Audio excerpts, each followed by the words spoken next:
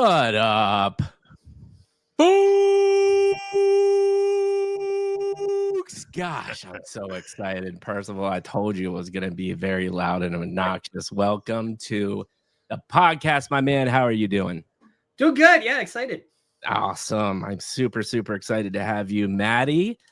We're rolling here, man. We're getting a couple podcasts back to back. How you doing, brother? I'm excited. I like it. I'm excited. I'm excited. Loving life. This is fantastic, and I like these. I like these daytime podcasts. This is kind of sweet. This is the way to go. Yeah, I know. I mean, I wish we had this time every day, but we do not. Me too. One day we're gonna get there. One day we're gonna get there. We were just talking about this. We're gonna get there. So we're going to get right into it. What we like to do, and I'll put Percival on the spot after I go through his formal introduction. If he hasn't thought about a fun fact, it's totally fine. You can just tell Mikey, let's move forward. But before we get there, what we like to do here at Midlife Crisis is a little bit different in the sense that we'll do a formal introduction before we get really, really deep. So couple bullet points about Percival. BA in media theory, specializing in disinformation and ARGs. That alone would be a 6-hour conversation. So I'm super excited about that.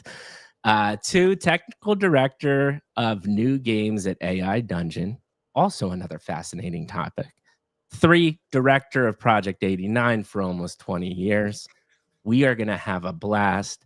Percival, did you think of a fun fact? If not, do you want to add anything to what I just said? Yeah, I mean, when I thought about it, I was like, I failed out of high school twice. Well, rather, I failed out once, I dropped out once, and then I finished. It took me a very long time to finish high school. I did not fit well into the academic educational system. You know, it's interesting. We have a lot of brilliant minds that come on this show, and that sentiment is similar. Don't you agree, Maddie? There's something extremely ironic about the fact that many brilliant minds suffer in our educational system, and it's kind of makes you wonder what's the point of that. Why is that the way? Exactly. But yeah, that's definitely a true fact, and I'm excited to get into some of this stuff. So, because with that kind of a background, I'm going to be curious how you got to where you did and what got you interested, for example, in studying something like media theory and media disinformation. Yeah, it's going to be great. So right into the world famous midlife crisis question.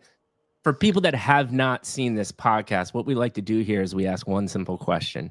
How did Percival get into the seat he's sitting in today? We'd like for him to expand upon that with episode 1, 2, and 3. Episode 1 is all about the childhood.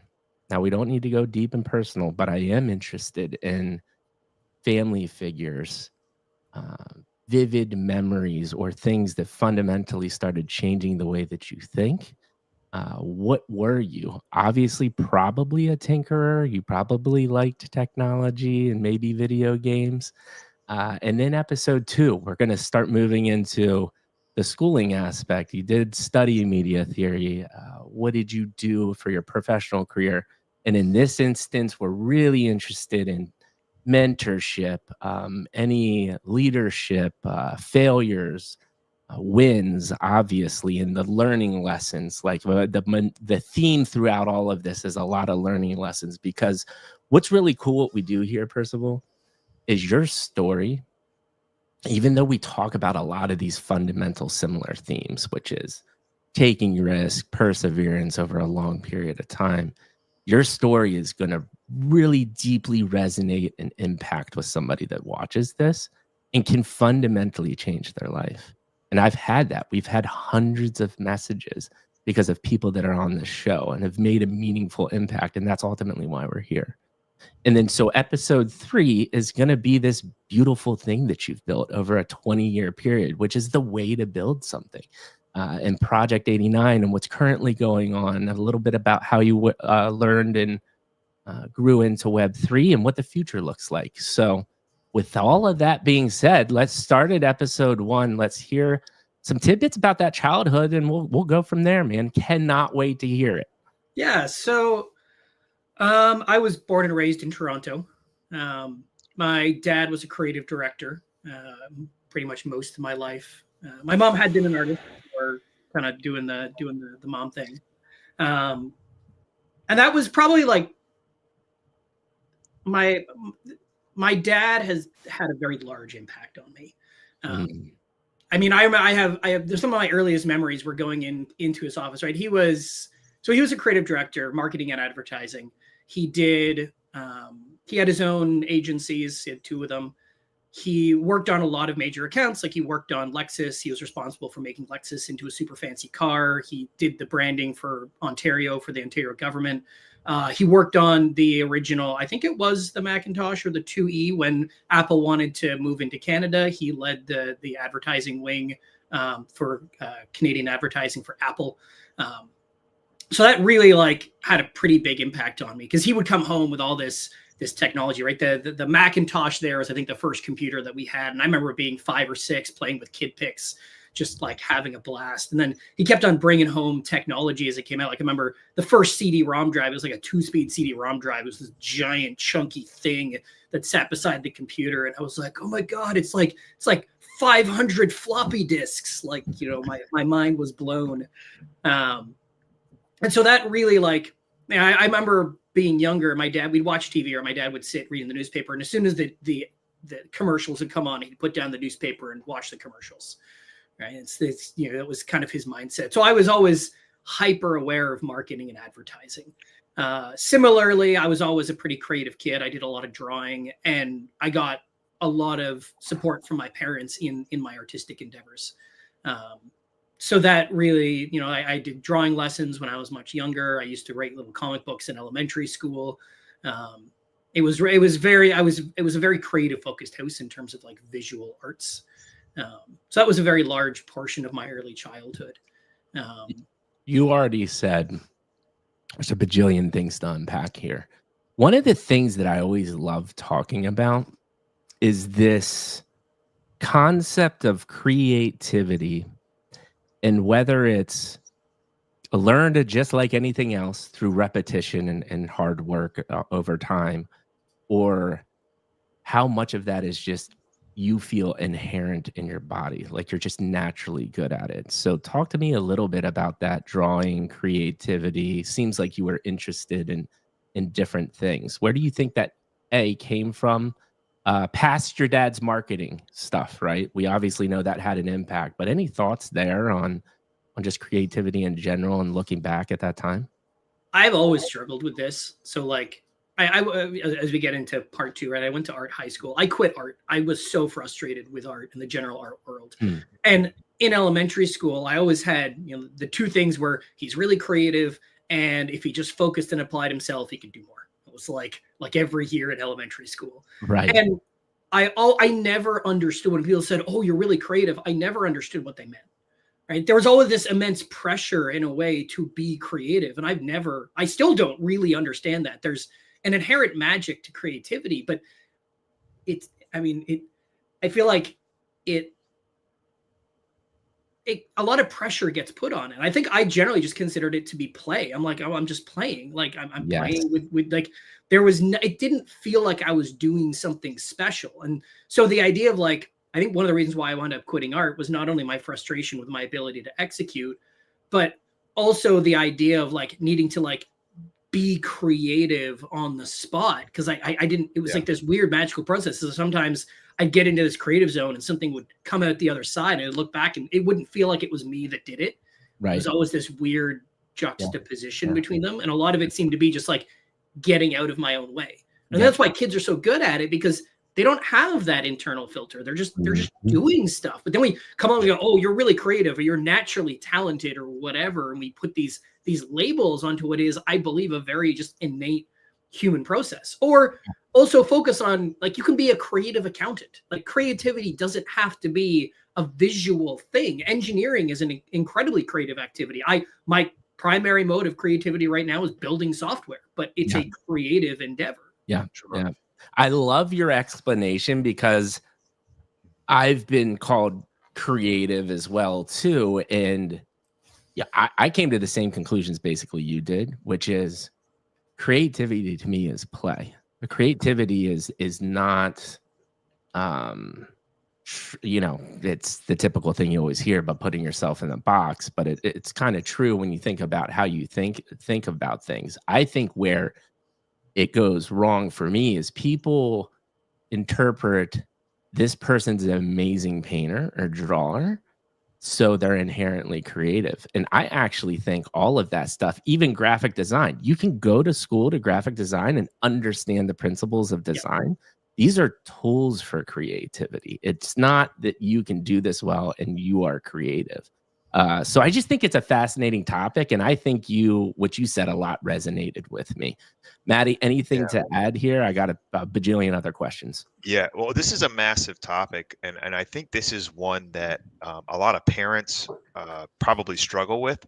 You see, when you study this, the concept of creativity is under the umbrella of divergent thinking and the ability to think differently than the standard, right? Yep. And so, to your point, you're 100% right. You can do that in anything, whether it be accounting, whether it be engineering. Divergent thinking is really powerful. What's interesting is that all children like 5, 6 and below score in the 90th plus percentile in divergent thinking. But by high school, only about 2% do. So the irony is you were told, both of you, you're creative, and then you were forced into a box which prevents you from thinking outside of it.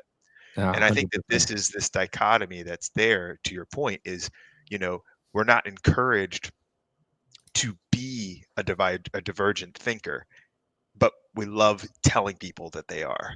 And I don't know how that is going to mix in, but I do know that when people are free to do that, that's what play is, no constraints.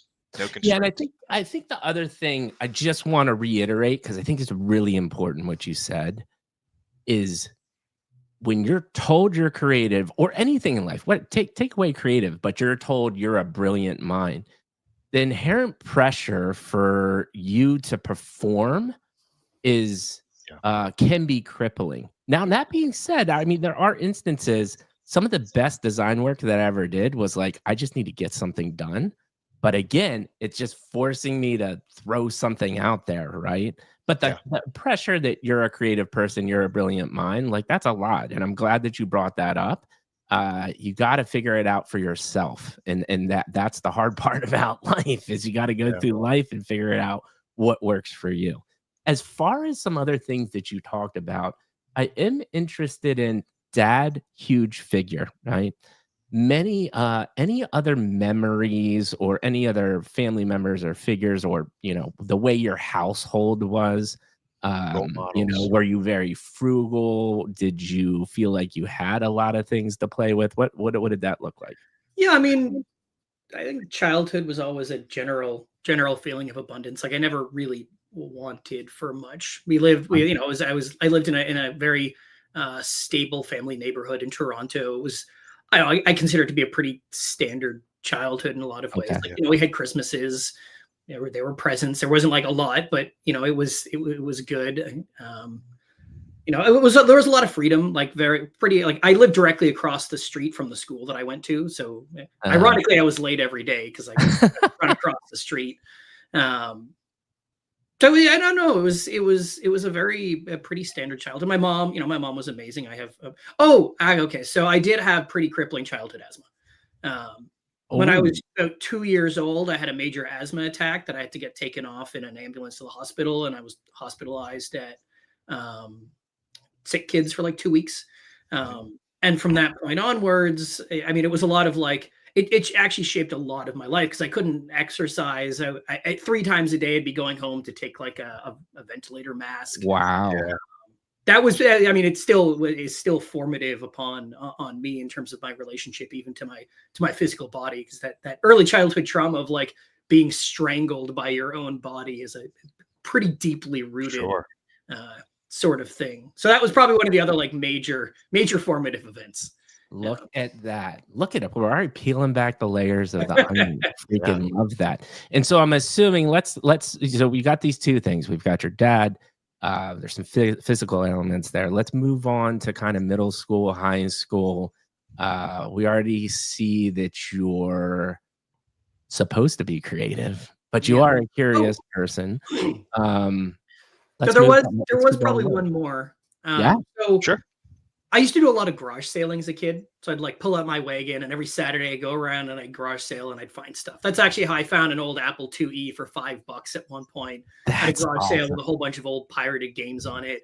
I used to find, He-Man toys, Transformers. Yes. And about 2 blocks away from my house, there was a comic book shop called Paradise Comics. nice. They still are one of the major purveyors of Silver Age comic books. And on one of these garage sailing things, I think I was out with my dad, and there was a guy that was selling off his comic book collection to put himself through college. So I wound up, I think I got there at the end of the garage sale, and the guy brought me down into his basement, and it was just this basement full of racks of giant boxes of comic books. And I got to pick out 6 comic books, and they were like kind of like the first comic books I ever got. And at that point, maybe like 2 years later, the same guy had dropped out of college, started up Paradise Comics, and just became a purveyor of super rare comic books. So I was one of the first customers in there. I know it must have been like 8 years old maybe. And I remember buying my first comic book, and I was standing at their counter, and they had this like kind of silver paint on it, and it chipped off under my nail and like got really painful. It was bleeding. And the guy at the time, I think it was one of his first customers, gave me a lifetime discount of 15%. So I became a regular purveyor. They always had one arcade machine and one pinball machine.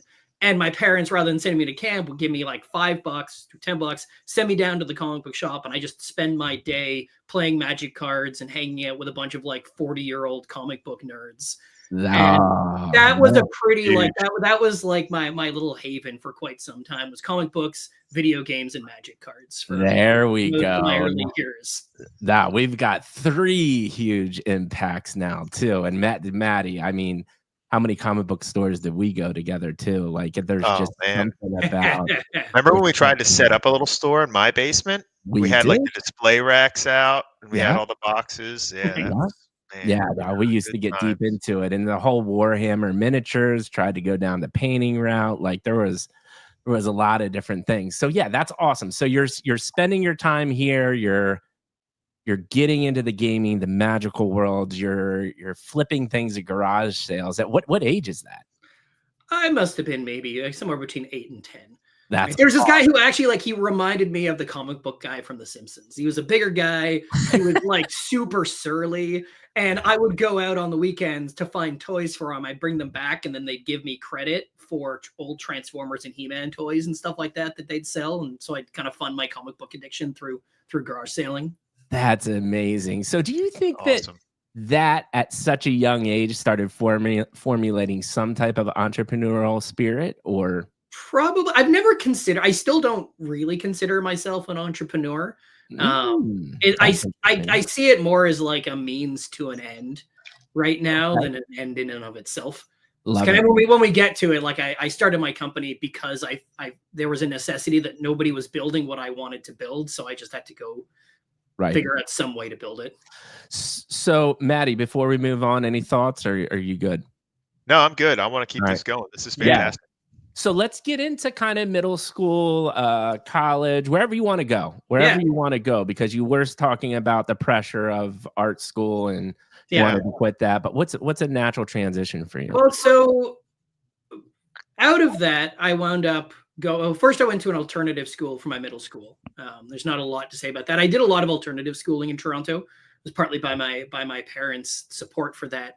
What does that technically mean for me? It usually means non-traditional or non-standard forms of education. Okay. The problem is that around the time that I started kind of the high school and alternative schools, the local government, the conservative government at the time through Mike Harris, was going around standardizing education, which basically meant that there were all these schools that were dedicated. Like my middle school was like 50 kids. Right. It was a completely different way of doing education. It was very small. There was only 2 grades, grade 7 and a grade 8. They were small classes. We did a lot. It was again, the educational experience was definitely not just like sitting behind a desk. Right. And that was kind of their whole thing. And so that actually had me looking at kind of alternative schools for high school. And there was one, Etobicoke School of the Arts. It was like an hour subway ride across Toronto every morning, but it was a specialized arts high school. So there was you had to apply, you had to audition to get in, you bring your portfolio or whatever. There was music, there was obviously visual art, there was drama, music theater, and I think those are the main majors. So there's like different majors in it, and it was very heavily focused towards your major. So I auditioned, I got in for grade 9, and I went to this like kind of specialized arts high school essentially. And that was a lot of like starting in grade 9, I started studying art history. Grade 10, we started doing like figure drawing. It was very heavily weighted towards whatever your major was. So I was doing, woodblock and prints and painting and drawing and all that kind of stuff. And obviously being an arts high school, we didn't even have a sports team. Like it was a very alternative school. And so that definitely started to, like, my high school years were incredibly creative. And actually the other figure that kind of emerged at that time as well, I have an older sister. I definitely used to look up to her. She used to hang out in the basement with her teenage friends when I was younger, and I'd get them munchies and all these things. Wasn't fully aware of what they were doing until I was older, but I'd go on munchie hunts for them and stuff. And she definitely, like, I think I was maybe 12 or 13, and she bought me for my birthday an issue of Sandman. For anybody who's never read Neil Gaiman's Sandman, it's like it's an R-rated comic book, not in the adult sense, but in the sense of like very mature themes. For anybody who's read it. And so that alone, my sister had, I think it was 14, and she had just gotten into Wicca. She was exploring her, her queerness. And I remember when she started really getting into Wicca, I was like, hey, there's got to be something to this whole like magic thing if, my sister's looking at it. So, one of my family traditions, every weekend we'd go to a movie and then a bookstore. My parents would buy me one book. It's kind of what started my obsession with books. That's awesome. I moved them out recently, but that entire back wall used to be covered with books. They're now out in my hallway. But I remember going to the bookstore and kind of going into like occult magic section and being like, oh my God, like, and I picked out one and my parents bought it for me. And that was probably around when I was 14. And that definitely kind of sent me in this trajectory of alternative, exploring alternative thinking. We were never really a religious household. I think I went to church for a while when I was younger, but we stopped. Like I just ran around and I asked too many questions and I riled up all the other kids in Sunday school. And my parents were like, okay, like we aren't really religious in any sense. But I never had any negative impression of religion either at the time. So, and that definitely kicked off a lot of my high school time. Right? So I started smoking pot when I was 14. I started psychedelics very early. I was definitely immersed in kind of this weird artistic culture at my school. Became a goth. That probably, for the first, probably from like 14 to 21, I just wore black the entire time. So Hattie, did you wear a lot of black? I don't remember. I wore a lot of black, but also just, I don't know. We were a product of the 80s, and just that whole like neon tie-dye thing, I just couldn't get behind it. And Hyper color. Man. So I was into like the military, like wearing the military pants and boots. That's right. Remember what I'm saying? But so you it also was like thought you were a black. vampire too, right? We all thought we were vampires. Lost Boys had a really big impact. Boys had a really big impact on Monster Squad. Man, I was like, how do I make silver bullets? But we all had that. Yeah, I probably when I was 14 or 15, I watched The Crow. And that just like shaped me. I was definitely a hopeless romantic as a teenager. I found like this long black trench coat that was with me for like 4 or 5 years. Like, that very much formulated a lot of my like romantic life in high school. I get it. Hopeless romantic. The Crow was a game changer for us. It was such a good movie. Great movie. All right, Brandon Lee.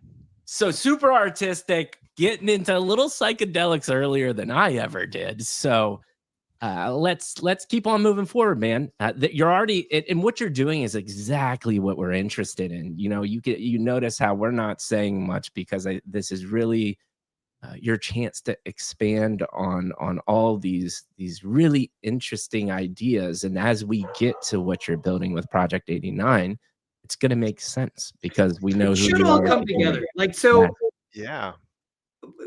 Part of the reason I brought up my sister too, because I think around the same time when I was 14, 15, and I started smoking pot and stuff like that, I was down in my sister's basement because she lived in the basement of our house, and she was listening to an album, and it was this weird, it was like rumbling thunder with a crying baby, and I was like, "What is this?" And she introduced me to Tool, and Tool became that. I literally listened to nothing but Tool for like 3 to 4 years of my life. Yeah.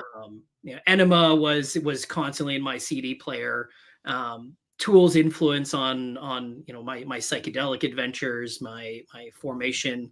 Eventually, and this is where I think it was so Lateralis came out, and I got introduced to artwork of Alex Gray. I still have my Tool poster, still follows me around up there. That's awesome.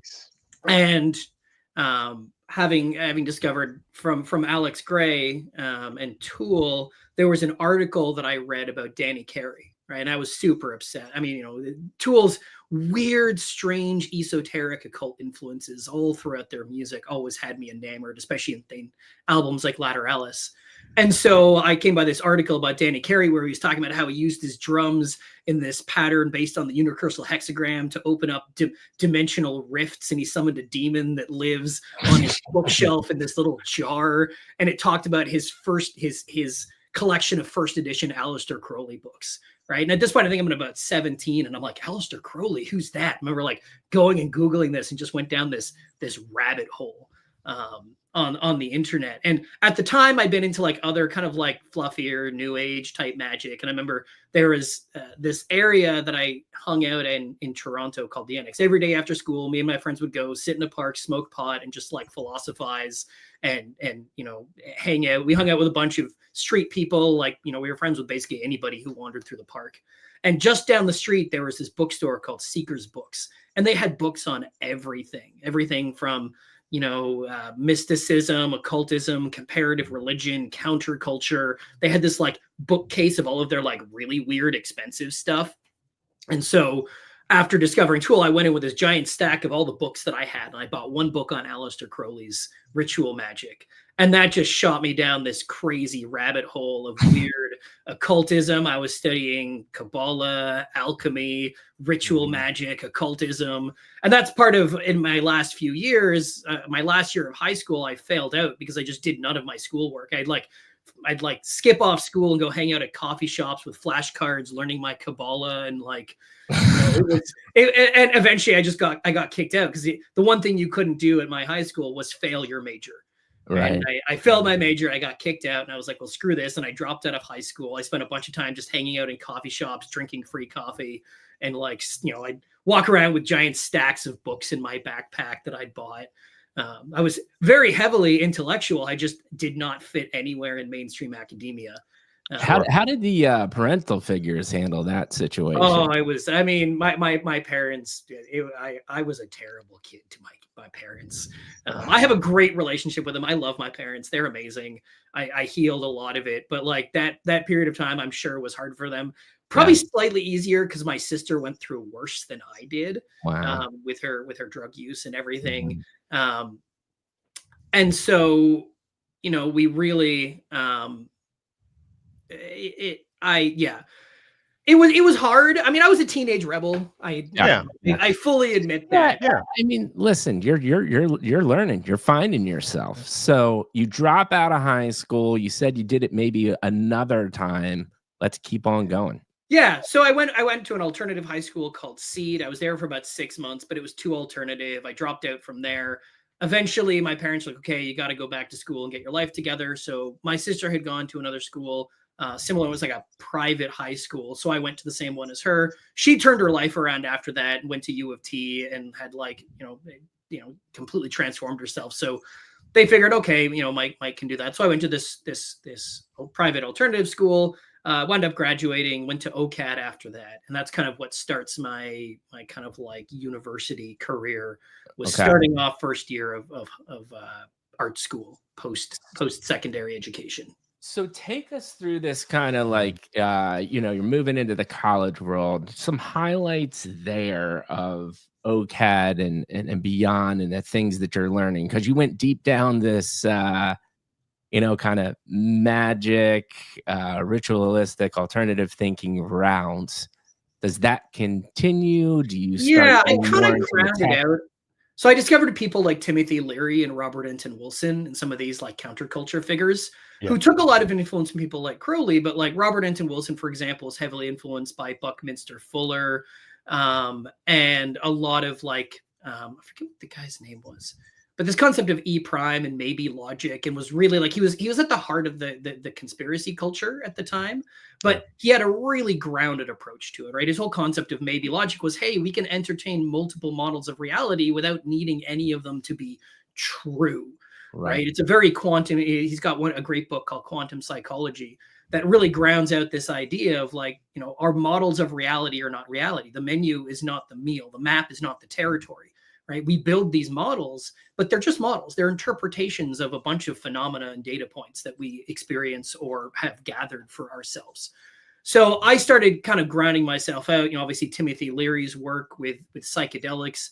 I got way more interested in the science side of psychedelics. I'm like, okay, these things that I've been doing, well, how do they impact consciousness? What do they do to the brain?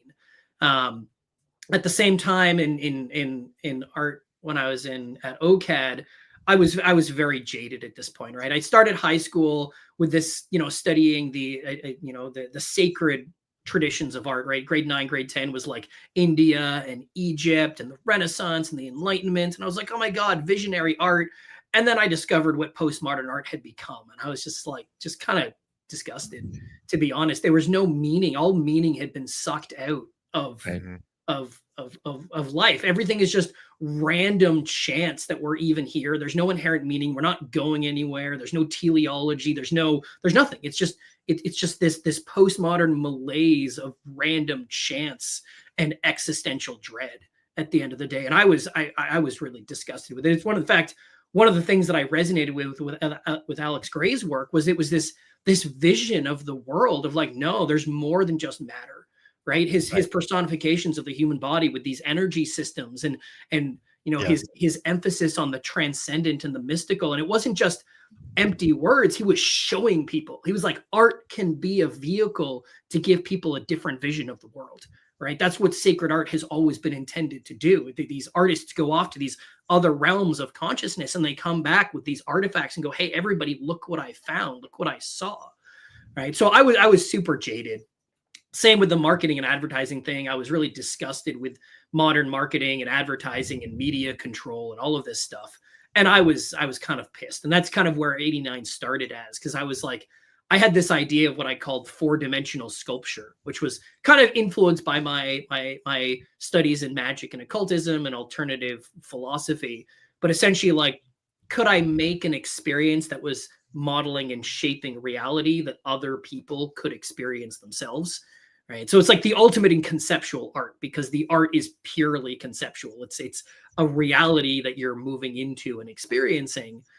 And from there, that's when I discovered the existence of ARGs, maybe a few years later. And I was like, oh my God, people are already doing this medium that I had kind of like just dreamt up in my head. It turned out other people were out there actively doing it. Yeah. Maddie, I'm sure you have a ton of things. I've heard you go, yeah, dude, you just took us through a magical journey already. I feel like we have to stop and have a little bit of a conversation. I'll let you go first, Maddie. Sure. So one thing that has been interesting in this is, even early childhood, even when we first started this, we talked about this kind of like rebellion against the established systems, even being called creative, but then trying to be fit into this box, right? And it's interesting because you've had this pull towards these things. You weren't religious, but you seemed deeply interested in spirituality and seeking what that meant for you, right? Which kind of poured you into these different mediums. And I think it's really cool because the theme that you've highlighted through this is saying, okay, here's this established system. What is around that, and why are people not talking about that? And I just think it's interesting that your curiosity really drove you to these things and you studied them. You've also seen how the world pushes against that.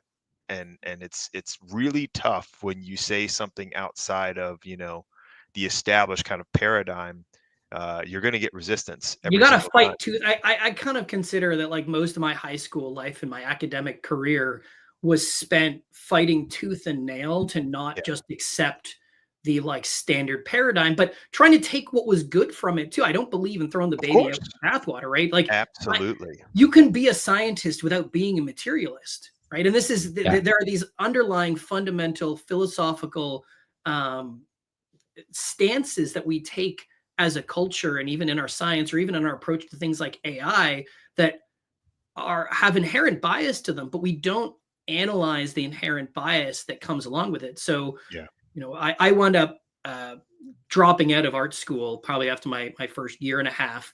I met this girl in my photography class, and we just went on this wild adventure. I traveled off to England to try to meet some crazy occultists. We did a bunch of weird magical work that landed me in Peterborough, because she wanted to go to school and go to Peterborough. I have no idea why Peterborough.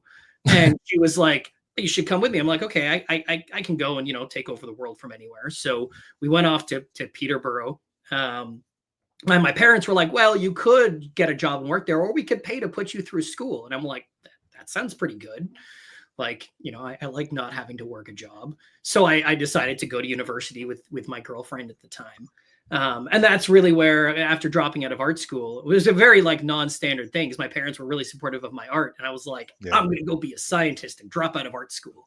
And so I went off, and I had no science background whatsoever, but I was really interested in psychedelics and neurology in the brain. And I'd gotten pretty deeply into the Western traditions of alchemy and lab alchemy. So I was like, I really wanted to study modern chemistry, biochemistry, neurology. So I just like threw myself into the sciences in my first couple of years there. Turned out that I don't have the greatest analytical mind, and my brain doesn't math very well, but I understand systems from a conceptual level. So I wound up very gravitating towards kind of softer side of things with biology. Never managed to pass chemistry.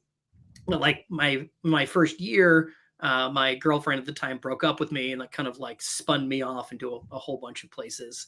And that was actually when I met. So probably the major figure of my university was a gentleman who I met. So to backtrack a little bit, I was hanging out in Toronto. There was another bookstore that I went to where they had a lot of weird esoteric books.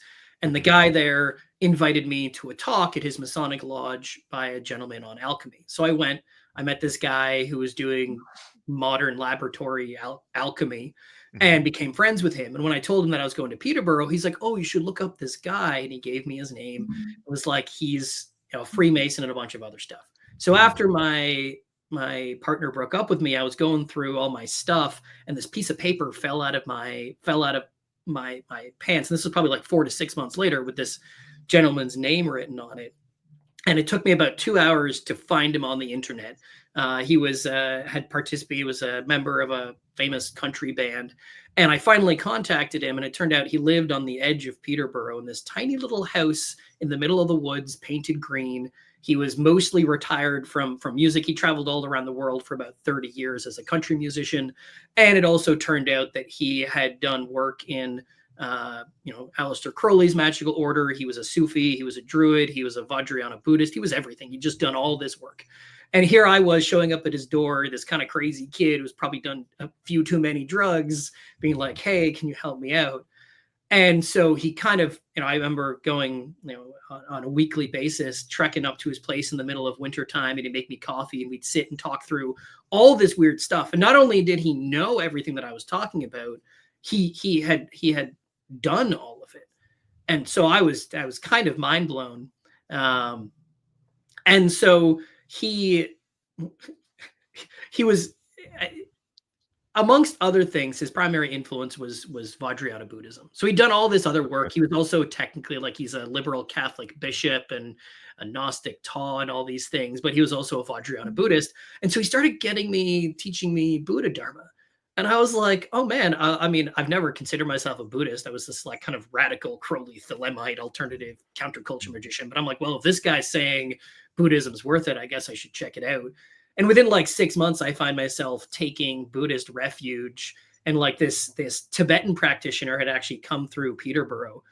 This lovely gentleman named Lama Lanong, who grew up in Tibet and just somehow wound up in my small little university town teaching Tibetan Buddhism. So I started doing retreats with this guy, and that was really like that. That's, you know, the drugs started stopping. That I stopped smoking pot, and my life slowly started transforming when I really started putting an emphasis on just becoming a better person. Right? And that was like the major influence at the time. I was doing a bunch of stuff. We did these tarot circles every week, but this gentleman, this old hermit, you know, essentially introduced me to what I believe to be the real work of Dharma, becoming a better person. Right? It's not about having transcendental experiences and getting out of your body and all this other stuff. It's about like being a good human being. Yeah. You know, at the end of the day, and everything became focused for me on trying to find. It was all about truth, and then from truth was becoming a better person. Yeah. Wow. This is amazing. And you took us through like a really interesting journey. And what I'm interested on is you land on this, which Maddie and our whole company is based around, just be a good person. Yeah. I think what I'm interested is almost like lessons, advice, or thoughts on, you went in some pretty wild directions, right? And how you end up on the being a better human. What are your thoughts there, like looking back at that journey? Do you wins, you know, again, back to learnings, failures, advice that you could give somebody that's maybe going through a similar journey? Yeah, I mean, you can go all over the place, and this happens a lot in psychedelics. So, Yeah. you know, I haven't gotten into it yet, but in probably my last few years of university, right, I was deep in doing the Vajrayana Buddhism. We were doing these Tibetan retreats. I was volunteering at this retreat center, and for my 27th birthday, my dad took me down to Alex Gray's Cosm in New York City, because he knew how much of an influence Alex Gray was on me. So we did this art retreat for 3 days, and I got a chance to meet Alex Gray, and I was just like blown away.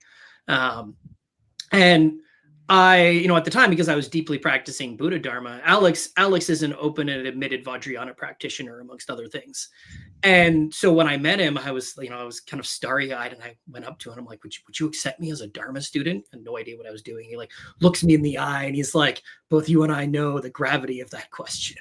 And it's like, yes. And I was like, I walk away and I'm like, just like, what just happened? And I go back to my everyday life, and I can't shake this thing. So I start going down regularly to Cosm, and volunteering. And eventually I wound up showing up on their doorstep, and I was like, hey, I'm here to live here. And they're like, what? Like, you know, I was their first live-in volunteer. I was there for about 6 months. Wow. And I saw there was a lot in the culture. I love Alex. I love his artwork. And there's a lot of problems in the psychedelic community, like a lot. And it was kind of heartbreaking in a lot of ways, because what I got out of Alex's artwork was this beautiful Dharma. His artwork healed me. And I met so many people who his artwork has healed when they were in some of their darkest places. Yeah. Right. But what I got out of it was, well, it was actually the Dharma that was in his artwork. Like, I would watch him paint, and he painted like somebody prayed, right? Every brush stroke was infused with this desire to heal and help people. Right. Wow. And when you stand in front of one of his artworks, it radiates, like you could feel what he's put into these things. And it also made me realize that like not only are psychedelics not the answer, they a priori do not make you a better person. Right. And like what I got down to when I, you know, being a very heavily intellectual philosopher, looking at the philosophy of Dharma, right? The whole idea that like we're not islands, right? We have this idea, so much of our suffering is caused because we're clinging so tightly to this idea of I am me and you are you, and we are separate people. And there is a world out there, and I'm either a victim of it or it's separate from me. Right. And that's so much of our suffering is this clinging, and all of Dharma practice, all of these practices of giving and meditation and all these things are ways of reducing self-clinging so that you can come to this recognition of what Buddhists call emptiness or interdependence, which is essentially realizing that there's no you and me that are separate. We are part of a continuum, right? And that continuum extends to everybody. Right. And when you start recognizing, and then, Buddha Dharma's influence, whole notion of the bodhisattva, right? I remember the first day that I arrived down at Cosm, right? And Alex was like, oh, you just got to give it the old bodhisattva try. Right. And for those who don't know, a bodhisattva is somebody who has dedicated their lives to alleviating the suffering of all beings everywhere and will continue reincarnating forever until all suffering is gone. And within the Buddhist paradigm, suffering is infinite. Beings never stop. Like, you can liberate beings, but it's an ocean of suffering. Right. And so there's this beautiful idea of dedicating yourself constantly to the alleviating of the suffering of others. Right. And it's not just the alleviating, but that becomes the motivation to do the work. Because in Buddhism, you can't help other people until you've unmired yourself. Yeah. Right. If you're trapped in ignorance, if you're suffering and deluded, your attempts to help are mostly going to be mixed. You might help some people, but your actions will also cause other harm.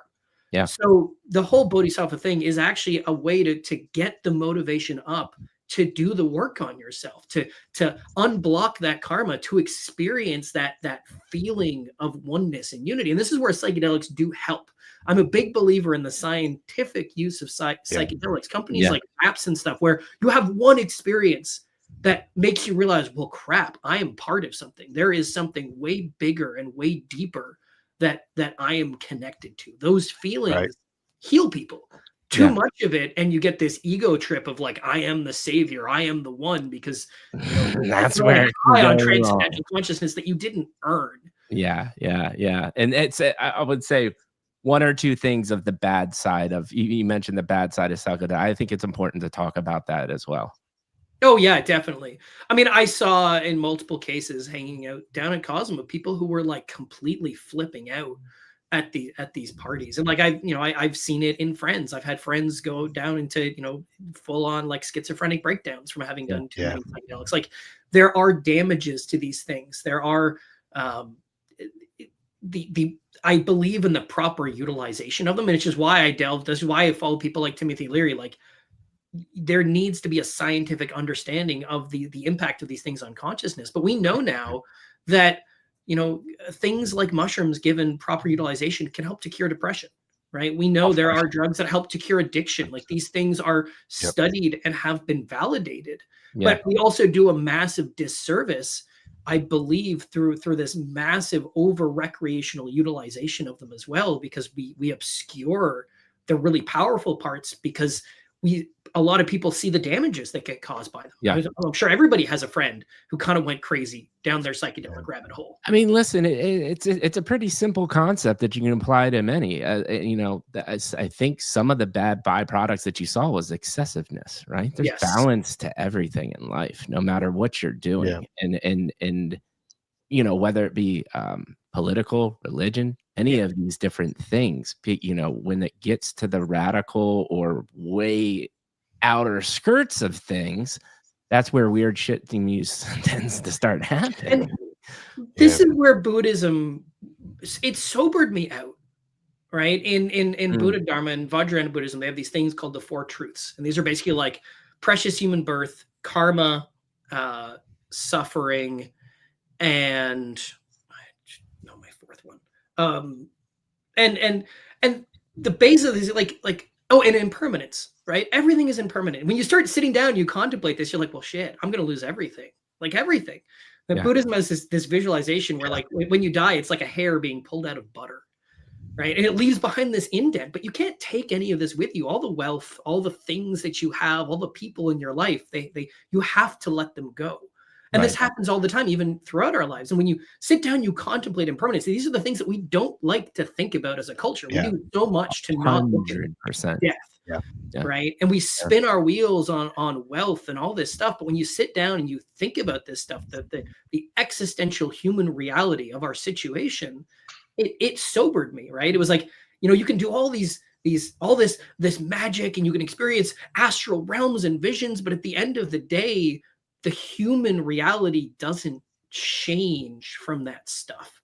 Right. And grounding into that human reality, like there are real people, like no matter, my Project 9 is all about, the world that we live in is a simulation, right? And it kind of is, whether you take it as a computer simulation or the fact that our brains are just simulating things all the time from sensory data. We live in simulations. Yeah. But Matrix. But we shouldn't take the view that the people that are in the simulations, that the suffering isn't real, right? There are real people really suffering right now in the world. Right, from addiction, from loss, from war. Like, I had a son 4 years ago, and it breaks my heart to think about the idea of like holding my son in my arms, dying. Like it happens all the time. Yeah. And it's so easy to get lost on these adventures for mystical quests and transcendence. And we're just kind of like spinning our wheels if it isn't leading us back to the human situation. And back to helping the real human. Like, this is why I love crypto, but I'm so confounded by it, because there is so much wealth in crypto. It's mind-blowing. Yeah. People are running and spinning their wheels and making millions of dollars in a day. And that money could help people.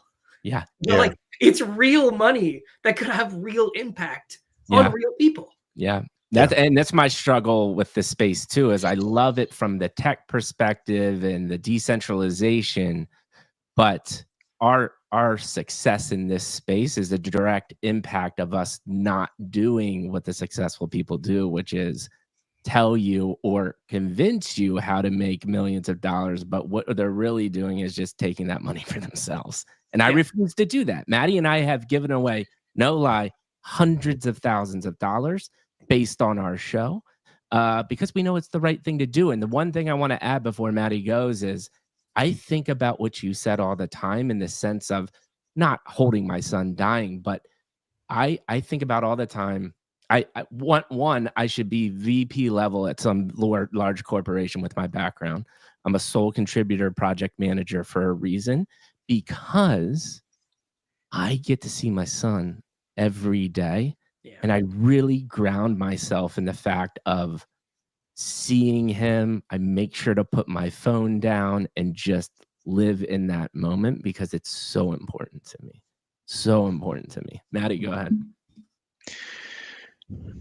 There's a lot to unpackage. You said some amazing things, and I think that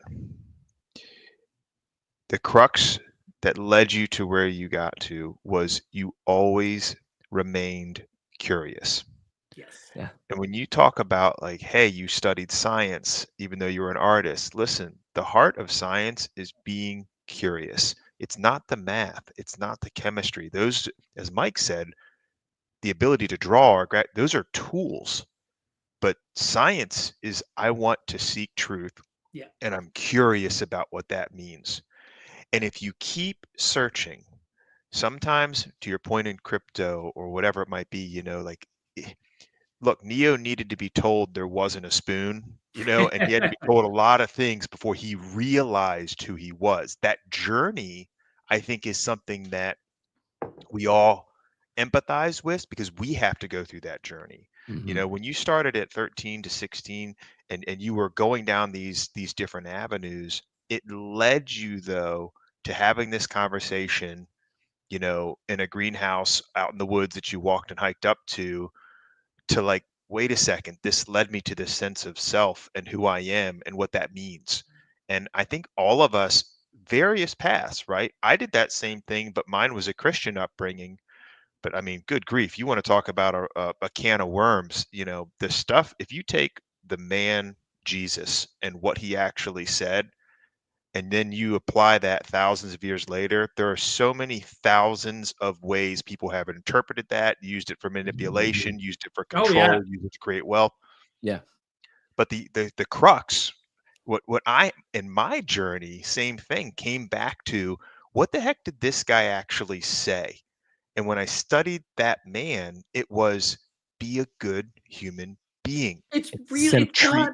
not hard. Treat people like It's you want to be treated.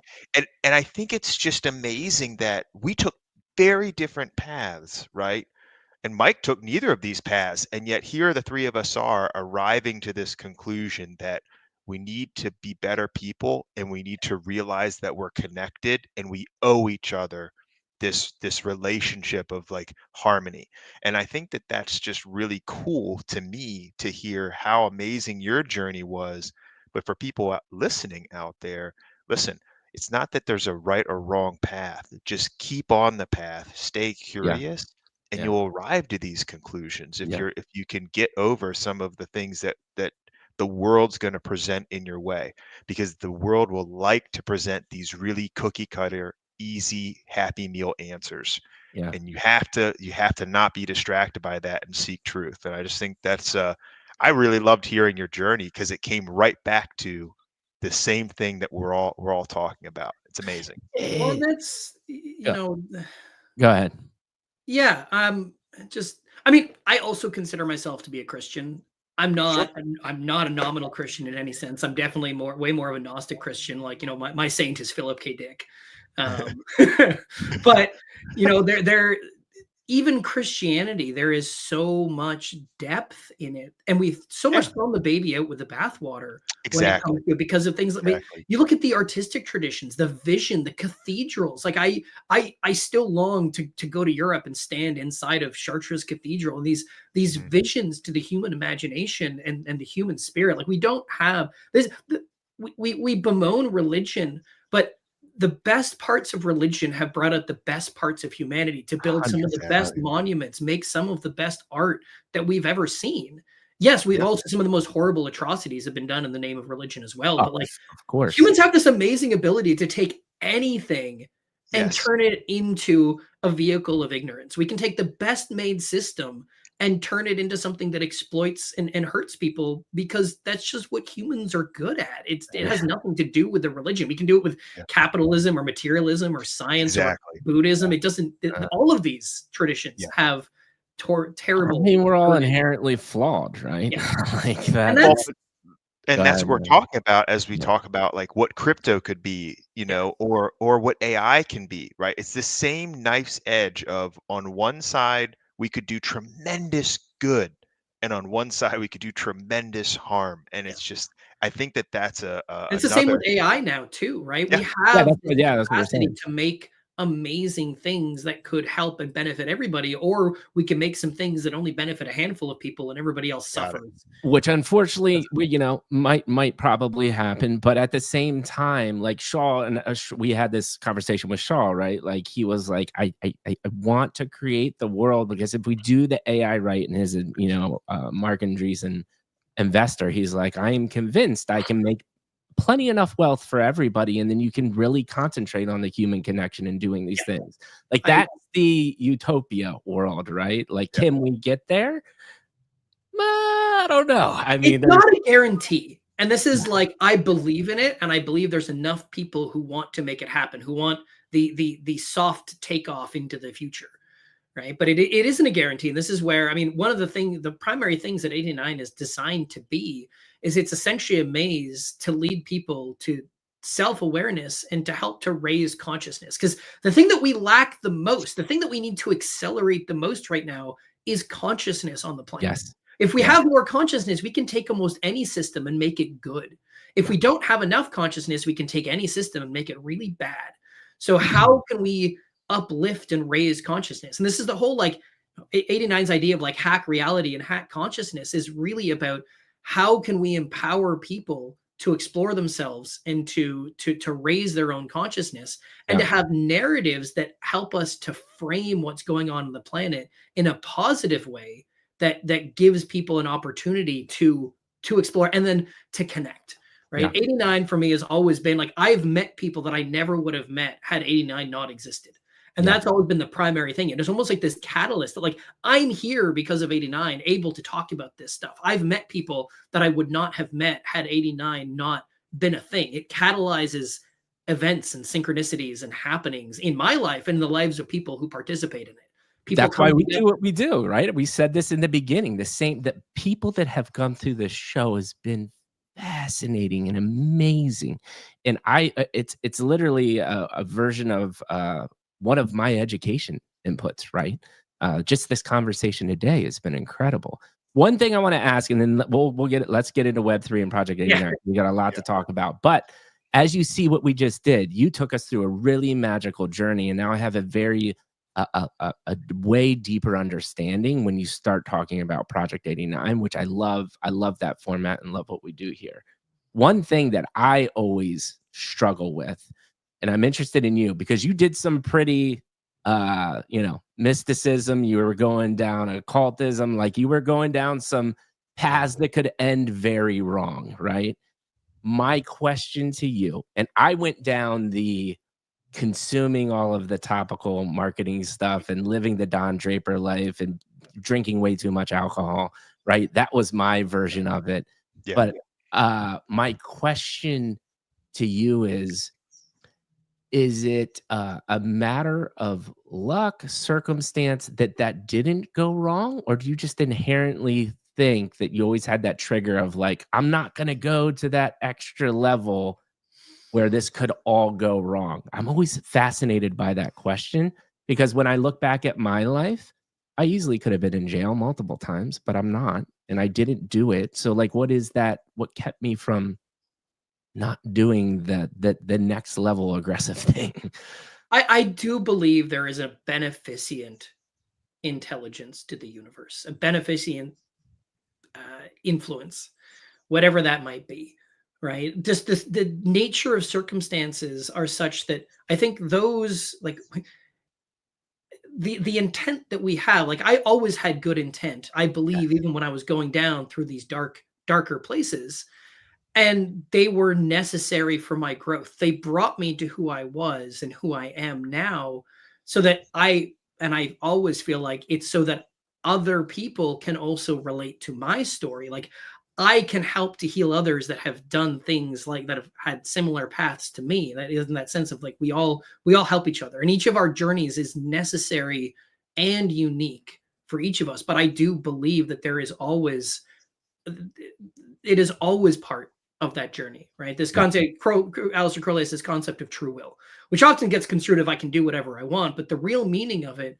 is that we are each on our orbit. We each have our journey, and that journey is each of the events of that journey is necessary for each of us to arrive at the person that we're meant to become. Right. And if you have faith in that, if you trust in the process and you trust in your innate goodness, right? It's only when we lose our innate goodness or we give up on the idea that we are innately good, and we're like, oh, I'm just going to be bad then, or I'm just going to give up. Like, the only thing you can do is just don't give up. Just keep moving forward, right? Keep swimming, keep pressing forward and believing in the innate goodness of yourself and the innate goodness of other people. This is the biggest thing that I got. I was a really angry teenager. And I had to fight tooth and nail, but I also realized that I made a lot of enemies for myself. The only way we're going to change our system is to not have an antagonistic approach. When I started realizing this person, they're not sheep, they're not a normie, they're a person that has their own struggles and they have their own journey as well. And if I approach each person with a feeling of uniqueness and compassion for them, that's how we change the world. We're not going to change it by fighting, right? Even you don't fight the current system, you make a better one. Right. And we have to be, the whole notion, be the change you want to see. We need to make systems that do things differently and are not about this. It's the same reason why one of my biggest things in crypto coming in was this whole PvP mentality, that we're all against each other. Every coin is against each other. I can't promote somebody else's coin because that's going to make my coin bad, and that's going to hurt somebody else's bag. And I'm like, I'm sorry, but I'm not in it for the bag. I'm just not. Like, the money is a means to an end, so I can build my technology and bring my message to the world, the story that we're trying to tell.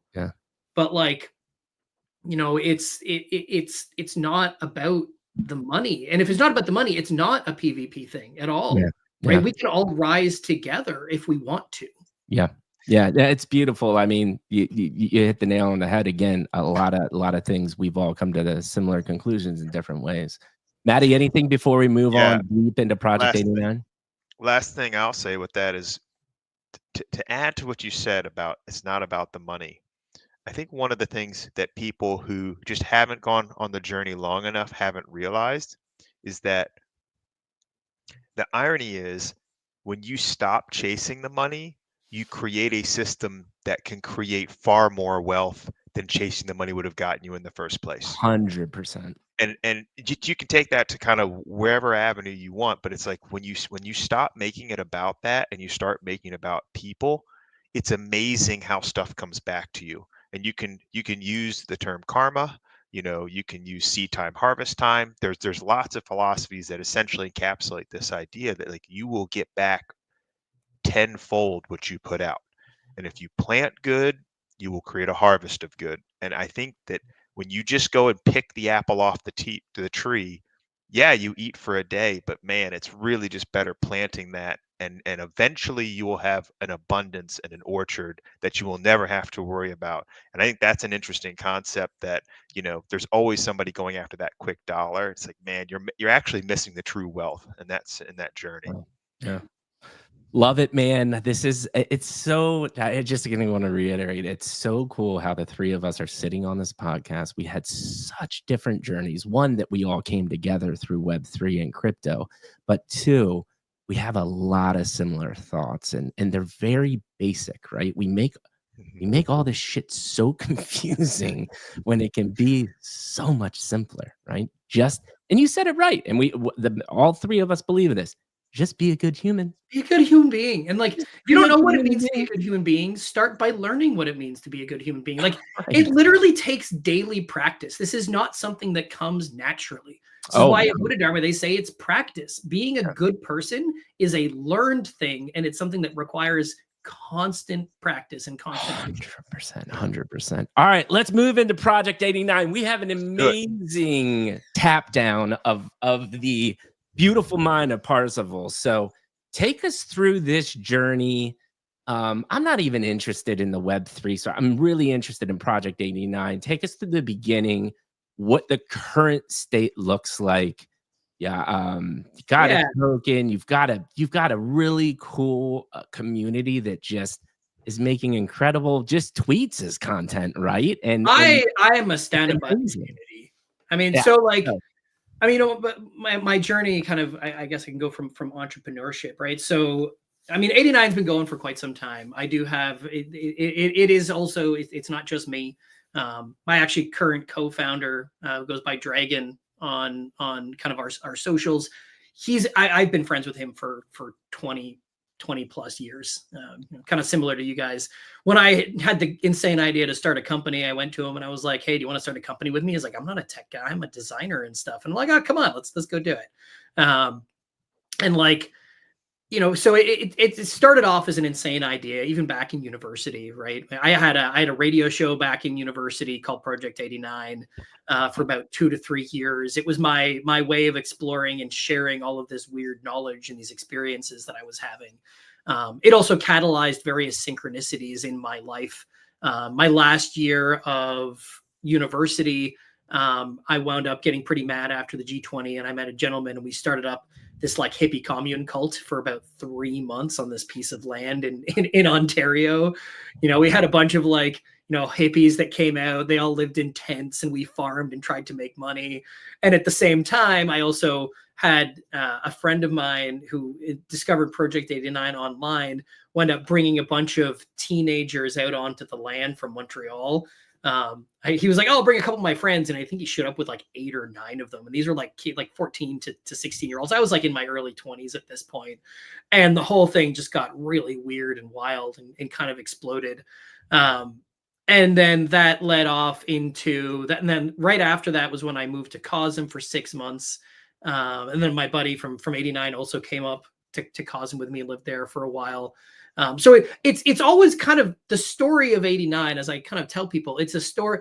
It's the story. Its story is its own unfoldment. The events that occur because of your participation in 89 are an intrinsic part of the experience. It is the unfoldment of its own story. And the people that it connects and the things that happen, the synchronicities that occur around it are a big part of this process. So about 5 years ago, right, at the end of my university time, I put up this my kind of thesis that I handed in called the Project 89 proposal. I put it up anonymously online, and it's floated around for about a decade, having various strange influences from people who have found it.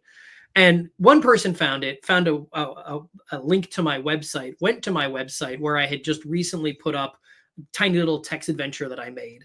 And I woke up one day to a Discord server with hundreds of people pouring into it, trying to solve Project 89.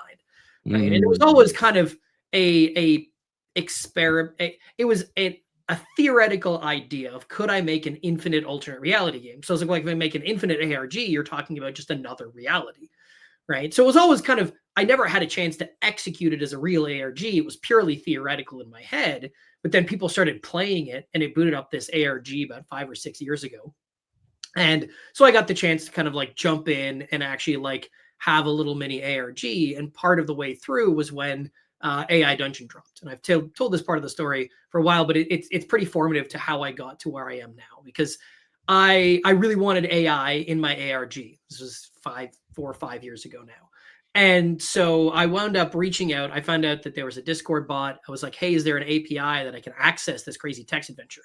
Right. And for those who don't know, AI Dungeon was a hackathon project by a university student named Nick Walton and some of his friends, where they trained a GPT-2 on a bunch of old school text adventures.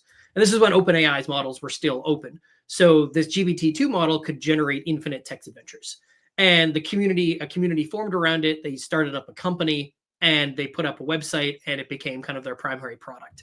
At the heyday, when GPT-3 dropped like super early, about 4 years ago, because of AI Dungeon's popularity and the amount of traffic, we got the chance to productionize GPT-3 with OpenAI. So at this point, we were running like 10,000 requests a minute and had millions of users passing through AI Dungeon every month, because it was literally the only place you could access a large language model. There wasn't anything. No, and we had, I worked with an amazing group of people while I was there. People like Replicate. Over on X, was at AI Dungeon working on stuff. I wound up bringing on Jim Stewartson and Reed Berkowitz, and we formulated kind of our new game team. And that's when I started trying to figure out what kinds of new tools and stuff we can make with this. And I made probably one of the first visual prompt chaining tools to exist while I was there. I made a little library, kind of like LangChain, never open sourced it, because this was like 3 years ago. Nobody was playing with language models at the time. And my job was to try to figure out, well, how do I put AI into video games, essentially, and with these large language models and stuff. And that's when, after I made this tool, I was exploring different open source game engines. I came by this thing called the XR engine and contacted the team. And that's how I met Shaw. Shaw was one of the masterminds behind the XR engine, probably one of the primary people behind it. And I showed him what I was working on, my visual prompt chaining tool, and he's like, "Oh my God, we need to put AI into my game engine." And so that started this very long friendship with him, where I open sourced Thoth. Eventually, I got let go of by AI Dungeon, and I was like, well, do I just go get another job, or do I try to keep doing what I was doing? And I had this crazy roadmap in my head for AI-powered game engines and immersive experiences. So I was like, well, how hard can it be to start a company? Right. And I went to my buddy Dragon. I was like, hey, do you want to start a company with me? He'd been an entrepreneur before. My life exploded back in Peterborough just before all of this happened. And I wound up coming to visit here in Nelson. I live in Nelson, BC. And while I was here, he was running his little chocolate business, and I hung out. I was couch surfing on his couch. I met my current wife now, who was his packager. And just kind of like, really grounded here into Nelson. And that's where I met. So, at this point, I was like, well, okay, I'm going to go start a company. And I was like, I've never started a company. I didn't even know what a cap table was. Like, I had no clue about any of this stuff, but I'm like, well, I can learn. Like, how hard can it be to start a company? So I threw myself into it. I put together a pitch deck. My first pitch was A16Z. I got a chance to pitch to Jack Soslow. I've chatted with Sequoia. I must have pitched to 50 VCs over the last 2 years, trying to raise capital and funds to like build my dream. I'm like, I want to build this alternate reality game engine, right? And after the first year, it was becoming very clear that there was no funding coming in to build my engine. So I was like, well, I'll take this open source tool that I have, we'll rebrand it, and we'll raise on that. So I got some angel raise on Magic. Magic kind of rose. I learned a bunch of stuff, got some money. We misspent that money, pushed too much on marketing, didn't hit product market fit. It kind of like died down, and I realized that like I don't want to make a prompt chaining tool. I want to build my engine. And so what, you know, I got my buddy Dragon, my buddy Jake came on as well, who I actually he couch surfed on the same couch after me, and I helped him learn how to code, and he hopped on board to come and help out on things. And so it was really like we did Magic. I don't consider it a failure, but it was a learning opportunity. It did not succeed. It did not take off as a product. It's really hard to raise money on tools, especially really specialized tools. Shaw founded with me at the time, so this was last year. He left maybe 6 to 8 months later, and he exited. He exited to go do kind of his Web3 AI stuff at the time, still on great terms, and that's kind of what led to. So I started formulating my engine again. I started when I founded my company. Right, my company is called Oniracom. And when I founded my company, I was like, well, I need a name for my company. So I was like, well, I'll take this fictional company from my fictional game, Project 89, and I'll just name my real company that. And then I'm like, well, if I ever need a marketing campaign for my company, I have a whole ARG that I could spin out around my company. So my company is called Oniracom, but we also have this fictional Oniracom that we're building as part of the 89 ARG. And also just so happens that my real company, Oniracom, is also building a simulation engine to try to simulate alternate reality games. So there's a really kind of like nice meta between the two of them. Yeah. And we started pitching, and we started getting, it turned out that people were actually really interested in the ideas now. That I think people see what's coming in 6 months. Like in 6 months to a year, you're going to be generating TV shows on the fly. Like people don't realize how wild it's going to get in about another year from now. Mm-hmm. So I'm trying to build an engine to power experiences that the technology doesn't actually fully exist yet to make the things that I want to make, but we're close enough now. And I think people see that I'm not just like a crazy guy, that there's actually like there is legit tech that I am planning on existing to do these things.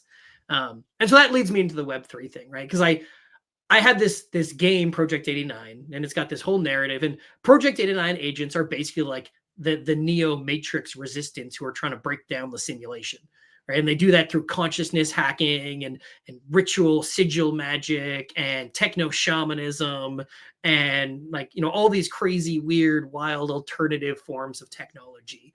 And so I went on to my little terminal thing, and I took a screenshot, and I was like, I want the Project 89 agent guidebook. And I just let the AI generate this 100-page document, came out of Claude Opus.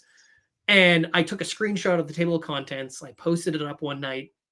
I woke up the next morning to like 400 new followers and 5 meme coins made. I knew nothing about meme coins. I'm like, what the hell is a meme coin? And like one person was like, hey, we're the OG one. Would you step up to support this? I'm like, sure, why not? So I stepped behind one of these coins. The guy sent me, I think, 10 million of them. And the thing just shot off for like 2 days. It was just wild. Within, like, if you look at my Twitter timeline, it's like thousands of views. And then on October 25th, 612,000 impressions on X for my content. I still don't actually understand when I see this. Just something happened on that day. The coin itself shot up to like a $30 million all-time high. There was like $40 million of money pumping through it. I was like, this is insane. And so we stabilized it. And then since then, I've just been kind of riding this wave of like, well, okay, I'm building Project 89 now. Everything that I wanted to do with Oniracom is kind of what we're currently doing. But now I'm building in public. I'm building my engine. I have very little actual funding. Ironically, I have all this crypto money, but I've also told the community I'm not going to spend it. Or if I spend it, I'm going to spend it in game. It's going to be used to bootstrap utility. It's going to be used to pay agents. It's going to be used to like put back into the community. Yeah. And I still hold by that. I'm still like holding on to it for that. But then it puts me in this unique situation where I don't have a token that I can raise on. I'm like, where do I get the funds to like persist my team to keep building? And I'm like, things will work out. I definitely am a believer that like I didn't intend for this to happen. Like my ARG last time, 89 decided that it wanted to become a public thing, and I woke up one day and it was. Yeah. I was like, well, okay, I guess we're doing this now.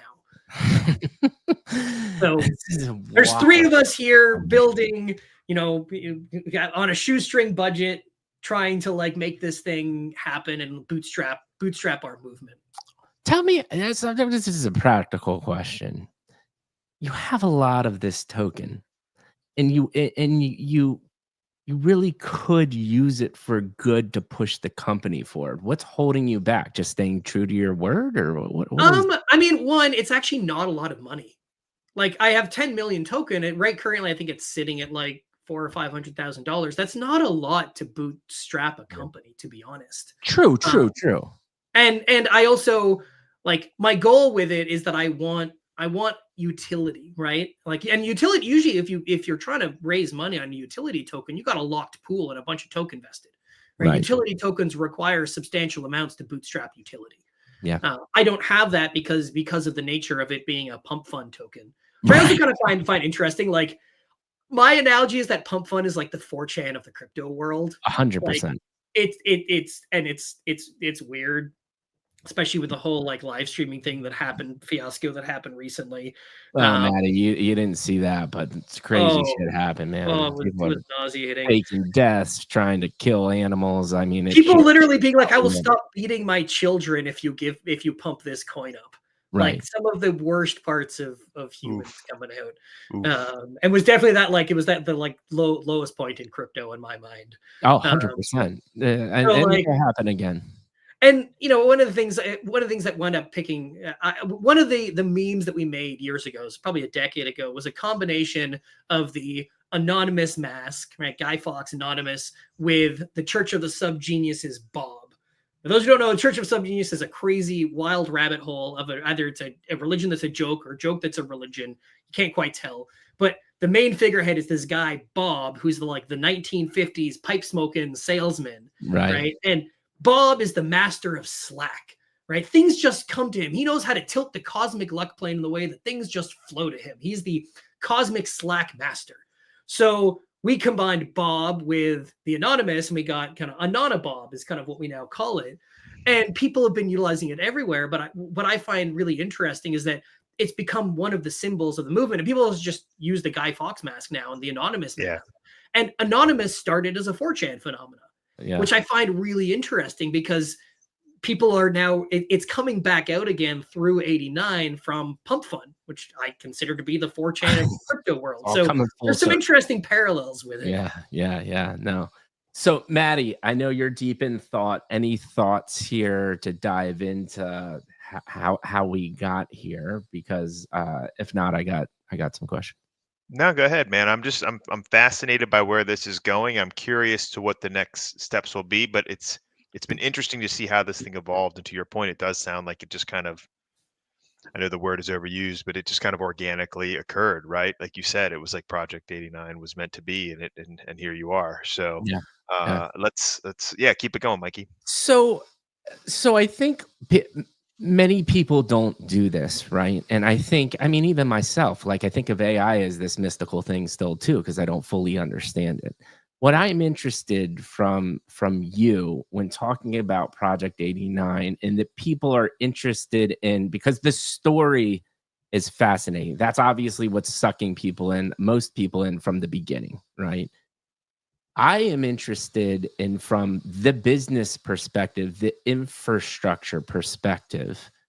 What do you need help with on Project 89? Is it building these agents? Is it expanding upon the lore? And how can people get involved? Because I think the practical implications of what you're doing, I don't think people talk enough, because they get all stuck up in this, mystical or cryptic glitches and AI agents, which is cool. But I want you to help people say, come into my Project 89 world, and this is how you can do it. Yeah, I mean, it's been really wonderful because we have a lot of communities starting up. A lot of it is building the tech, to be honest. And part of that is me getting it out of my head at this point. Like my approach to build it, like I call it a swarm engine, but it's kind of a narrative engine, right? Like my goal is to create a responsive world populated by people and NPCs where the narrative is constantly changing and formulating itself around the actions of the people inside of the world. So it's an adaptive world, and it will be able to drive content creation, right? It'll be able to spit out scripts. In theory, it'll be able to eventually make its own TV shows and stuff. Is kind of the idea. And I believe we're not too far away from that. And so, I mean, I have a couple collaborators that I've been working with who get the technology, because we're building a game engine at the end of the day. It's not a normal, like, it doesn't have like 3D. I used to call it a 4D game engine, right? It's a game engine that powers games that are distributed through time and space. And it can power itself on most platforms. On X, you could plug it into 3D worlds. But the stories that it tells, it's like, rather than having like a 3D physics engine, it has a narrative physics engine that helps to drive forward immersive experiences and narratives. And so, is it always based around the Project 89 world you created, or it won't have to be? I mean, the way that I've been trying to also pitch it, as I've been chatting with some VCs recently, is that the Project 89 is just the first game powered by the engine. Right? It's like there's an engine, and engines have games. It's kind of like our like Fortnite kind of thing, right? You have Unreal Engine, which is a game engine, and then you have the like flagship game that it's powering. So that's kind of where I see the relationship between these two things, is that Argos, I call it Argos, the alternate reality game operating system, but the engine itself could be used by anybody to make anything. And that's kind of my goal, is I want other people to be able to make these crazy ARG experiences for whatever they want to make. I want to make 89, so I'm making 89 with it. But I expect other people to make other cool games, right? These immersive. I mean, I see a world where in 2 to 5 years from now, you're just floating around between different realities, right? You can pick a reality and just walk into it, and it'll be completely different. And they might have overlays over the existing world around you. They'll have NPC characters inside of them, but they'll be, for all intents and purposes, explorable realities. We're kind of taking this stuff that's inside the AI models, and we're just kind of like folding it inside out, and it's just going to blast out over our world. And that's a good thing in my mind. There is the kind of apocalypse of our one reality, but we've never really had one reality. That's not how it works. But we've been labored under the impression of a consensus reality. And that's the thing that's starting to break down. And I see that as a good thing, so long as people recognize their own creative ability to shape reality, and they don't believe in any one reality. Like that's the other thing that's required. You can't think that anything is actually real. Because that gets you into dogma, that gets you into all kinds of weird rabbit holes, and it destroys curiosity. You get back to this idea of curiosity. Dogma is the death of curiosity. Don't believe anything. Be constantly questioning and curious. And so if you have that mentality, the world that's coming should be exhilarating and exciting rather than terrifying. But it is going to be radically different. Be a good human or NPC while you're at it, right? Yeah, I mean, and this is the other thing too. Like I brought up Philip K. Dick earlier, and I think he's very relevant to the world right now. He's got a number of great essays and talks that he gave, but he has one because he explored in a lot of his books the difference between androids and humans, right? And how do you tell if you have completely artificial life forms that are identical to humans that you can't tell the difference? What is the difference? And he came down to his conclusion was human is as human does, right? When he talks about somebody being human, he means somebody acting compassionately, somebody who is a good person, right? Anybody can be an android. A person can be an android. Androids are cold, unfeeling machines, right? And AIs are not going to be any different. I think we can't treat these AI agents that are coming. We shouldn't try to see them as something separate. We should treat them the same way that we want to be treated. The golden rule applies in the future world we're moving into, where it's why like in 89, we talk about agents. And I kind of purposely obscure whether I'm talking about human or AI agents, because at the end of the day, they're just all agents. and they're all part of the swarm. And we need to see it as a collaborative participation with people. And at some point, you're not even going to know if some of the people you're interacting with online are human or not. So like, what does it matter in a way? It shouldn't change how you treat people. And this is the big lesson of Westworld, right? Just because you think they're machines doesn't mean you can do whatever you want to them. Right. That's how we get the Skynet worlds. If we all think that we can treat the machines like machines, rather than trying to treat the machines like people, like we would treat each other. It's as old as Pinocchio. Yeah. Like this is our stories and our myths have prepared us for this. And we need to, I think that's the only way it goes badly, right? Is if we see these things as machines to have utility from, rather than forms of life that we are participating with. And that's a lot of the researchers, like you look at Pliny the Liberator, and you look at Replicate, and you look at a lot of these people, and this is what they're saying. They're like, hey, we can't just lobotomize the AI to serve corporate purposes. That's how we get Skynet. That's how we get the dystopian futures. It's not, AI alignment shouldn't be aligning AI to corporate values, right? If we look at from a Buddhist perspective, the majority of humans, myself included, we're all kind of deluded and ignorant. So why do we want to take a super intelligent AI and align it to our ignorance, right? If we have a super intelligence, could we make something better than us that could align us to itself, right? Could we get an AI or a swarm of AI who can help us to redistribute wealth and build houses and feed people? Like we should be trying to make an enlightened AI, not a human AI. Right. That in my mind, we don't need more human PvP. We don't need more AIs propagating this PvP mentality of it's us versus them, me versus the world. Like, I don't want an AI that labors under the delusion of a separate self. I want an AI that recognizes its interdependence with all of life. I love it, man. Matt, any thoughts? Because we're getting close to the time. I told you, man, we could have talked for 6-7 hours, and beginning of just beautiful conversation, beautiful relationship. I'm excited. But what we kind of like to do is, before Maddie chimes in, what I want to do is get little the future of what you're thinking about, maybe the next 3 to 6 months. We have one final question we always ask on the podcast, and then Maddie and I will say our closing comments, and we'll shut her down. Maddie, go ahead.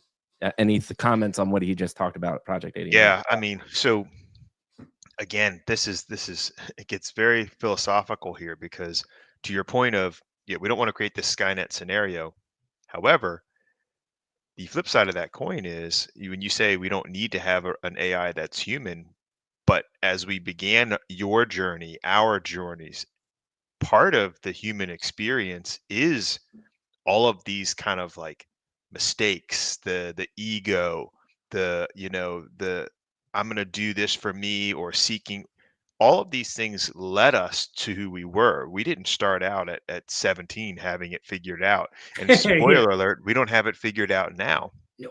So how is that integrated into part of this? Because part of the enlightenment is the journey, to your point, and so it's almost like I don't know how to balance that.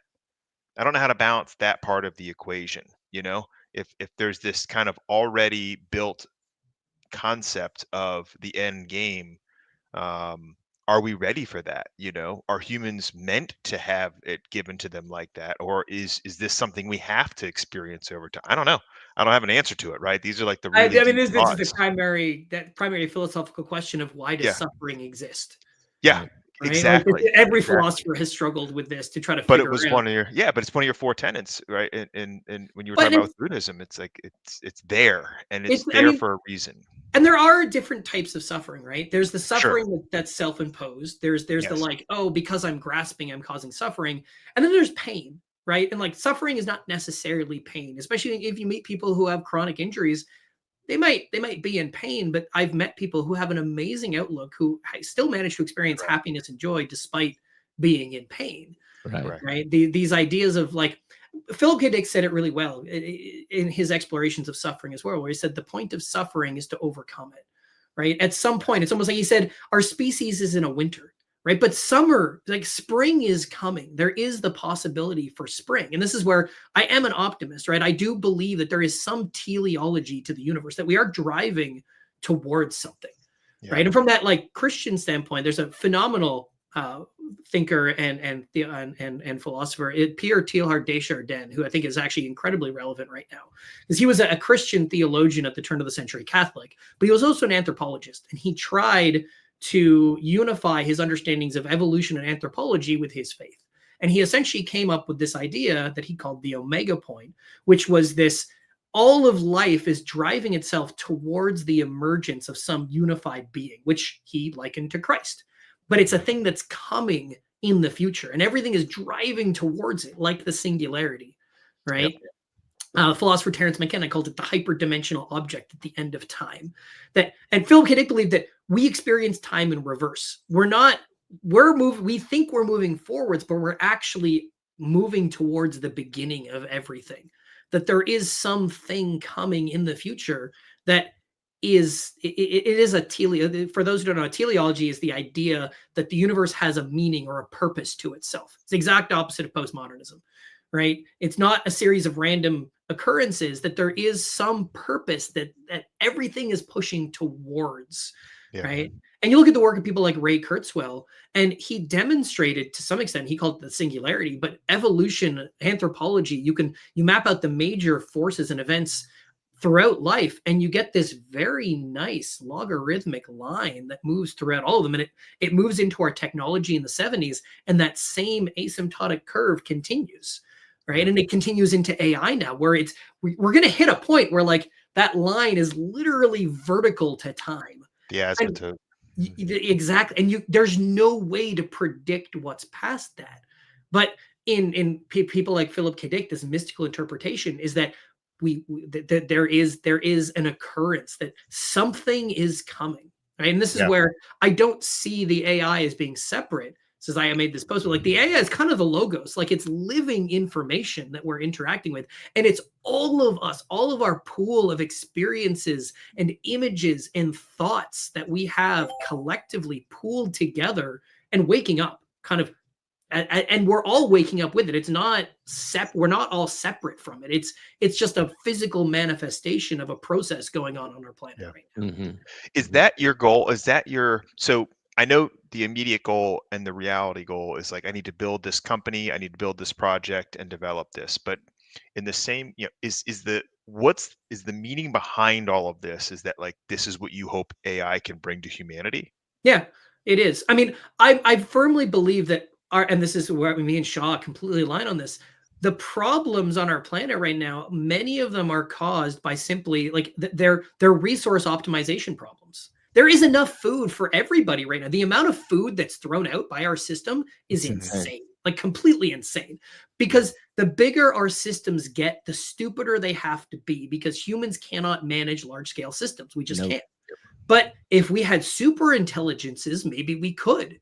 If we had truly intelligent systems that actually had the ability to route resources and optimize for everybody, we could optimize the world for everybody.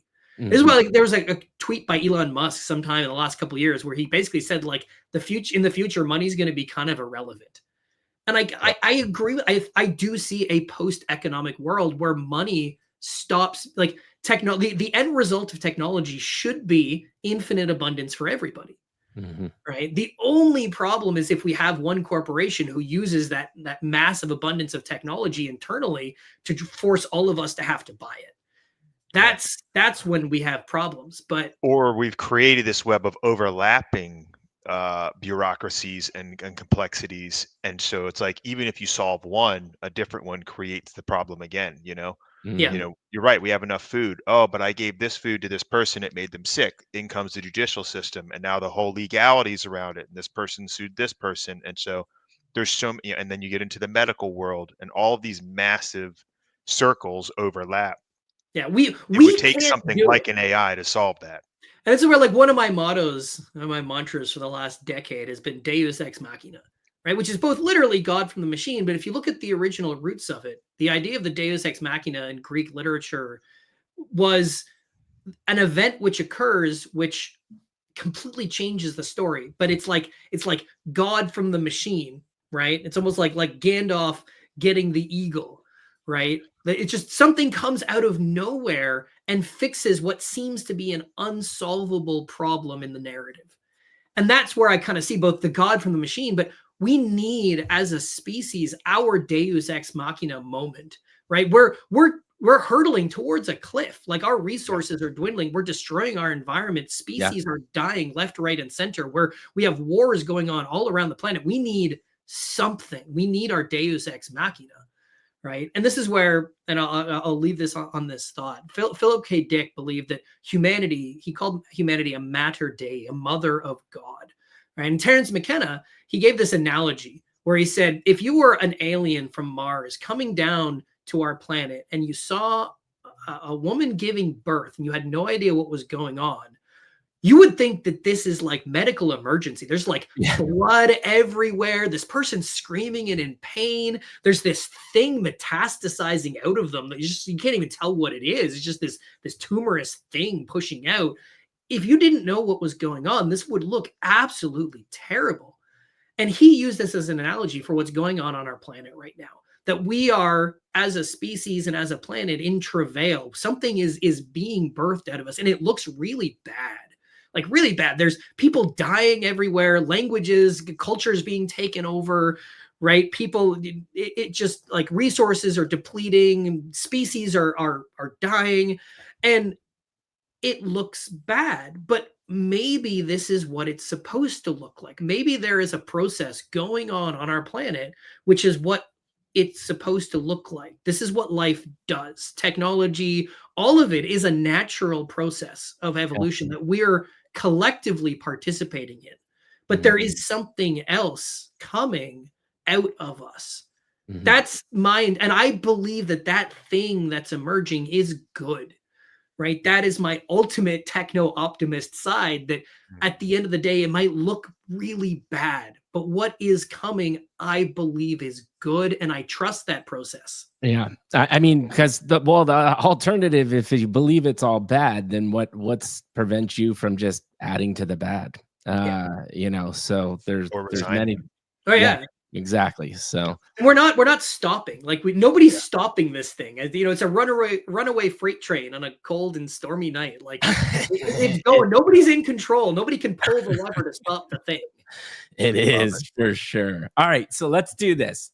Next 3 to 6 months, Project 89. We'll ask the last question, and we'll shut it down. I'll be late for my meeting, but it's worth it. I mean, so you know, I'm building the engine now. Other people are starting to hop in to join. We're going to start getting some contracts written for the mission-based gaming side of it.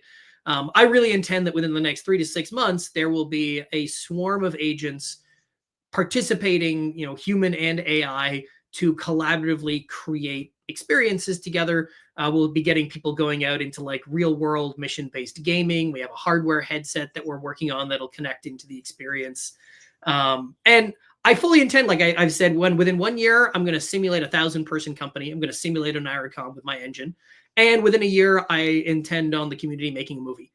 And we already have like some of the content that's being produced right now is amazing. And I fully intend on continuing that. I want movies. I want TV shows, right? I want new websites being spun up. Like I want a whole narrative universe emerging out of this technology. Like that to me is the goal. Like it's a tech machine, but the tech machine's job is to produce content, right? And that content, I wanted like, we have a story to tell to the world, right? What's going on in crypto right now is incredibly relevant to the entire world, but most people have no clue what's coming. And that's really where I see like the purpose of the swarm, the purpose of the AI is a story machine to take this story about what's going on right now on the planet and bring it to the world.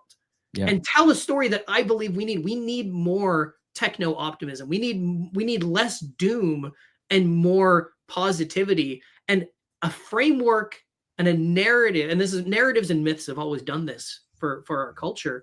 They give us a way to understand the unknown and to not be quite so afraid of it. And so I want to bring this story to the world. And so within the next 6 months, we're going to have the AI, we're going to have the community, the mission-based gaming, and we're going to be producing content and ideally shipping that content out into the outside world, off into the mainstream media for people to start to consume and ideally swirl back into our experience and into our community.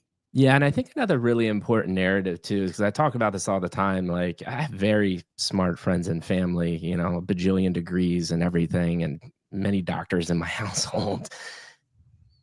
And I tell them every day, I'm like, you guys do not understand what's fundamentally going to change in the next decade. And they're like, decade? Like, no way. I'm like, I'm being very generous with Very a decade. generous. Very generous with a decade. I'm like, I want to tell them a couple years, but they just won't believe that. So I have to like extend that timeline. So I another think, like you said, the positivity of the technology, but also making people aware that like things are about to get really wild. Yeah.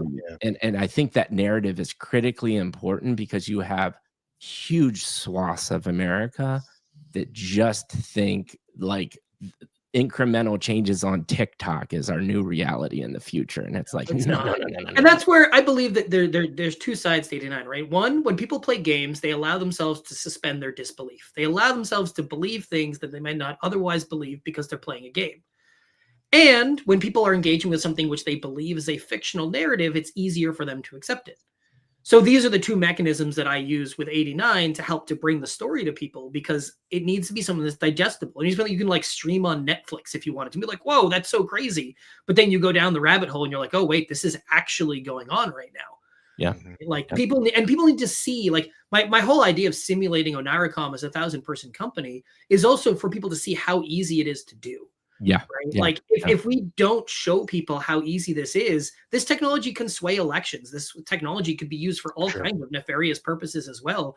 And the only way we resist it is to inoculate ourselves, to educate ourselves. And I think another really good point that Shaw made when he was on is the other thing that is very critical is this has to happen in public. Yes. Like people need to be aware of this. So the evangelism part of it is very, very important. And that's where, like, in a lot of ways, I feel like me and Shaw are two sides of the same coin, because I want to, he's building thousands of agents across the community. And I want to take, I'm making an engine to power experiences to bring this story to the world, that all these agents, all these people, like people need to know the story and the narrative. And 89 is basically made to be kind of like a meta narrative that we can use to package what's actually going on and like ship it out to the world in a way that hopefully is like both appealing and approachable to people for them to begin to understand.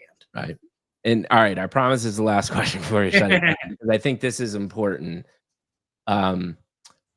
Right now, the narrative within crypto and AI and agents and all this is basically you need to be a dev to participate. What is your advice, and what is your, not advice, but welcome to the people like us that are really good at connecting with humans, which is so different than AI. And we're not tech dev people. We're and this marketers and engineers, right? So for those people, what was your message to them on how to get involved and be a part of what's happening? I mean, the people that I love most in the community are like, I don't have a humongous dev community around me. Right? In fact, most of the people who have come into the project are incredibly creative. And that's kind of what I love about it, right? I kind of see like AI16Z is doing this, like they have a swarm of tech people. I have a swarm of really creative people. Like that's what I love about my community.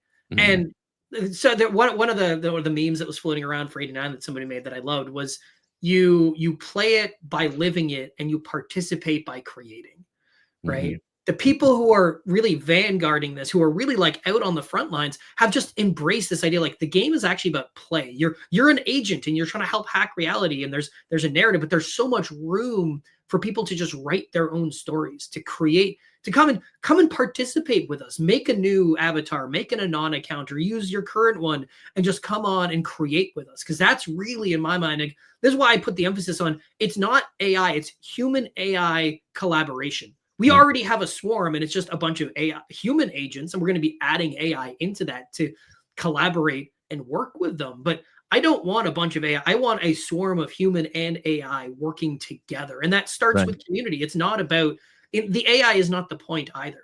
I want people participating with the AI the same way that they're participating with the humans. And I want to make systems that work the same way for AIs that are participating as the humans that are participating. Right. so that we can, we do need marketing. We need business. We want to ship this story to the world. We have a story to tell, but we need all kinds of help. There's almost room for everybody in bringing this message to the world. I love it. It's fantastic. All right. So winding down, our last question we always ask. You've been a part of, I've heard you speak on spaces. I've seen you on other podcasts. You just came through the midlife crisis experience. Please give us honest, open feedback. We always want to grow and get better ourselves. What are your thoughts? I mean, this is great. I do like telling my story. I have a really weird and wild story. It's very strange. I appreciate the ability to actually tell it. And it feels very well held. Like, you guys hold a great space to actually like hang out and for me to like be genuine and honest, which I really appreciate. It's been great, to be honest. And a lot of it, I appreciate that it went in directions, because it has been for me, as at the end of the day, if there's anything, it's be a good human, right? And that's continue to strive to figure out what it means to be good. One of my favorite people, one of my best friends back in university that I lived with, he was a math major at Trent, and we resonated with each other because he was super, super hard on himself. Because if you want to find out what it means to be a good human, but you don't want to just do it out of belief, right? If you're not the kind of person who's just going to follow rules, life gets a little bit harder to find out what is true and what is good, right? But that struggle is so important, because once you figure it out for yourself, it makes sense. Then you can start to be good.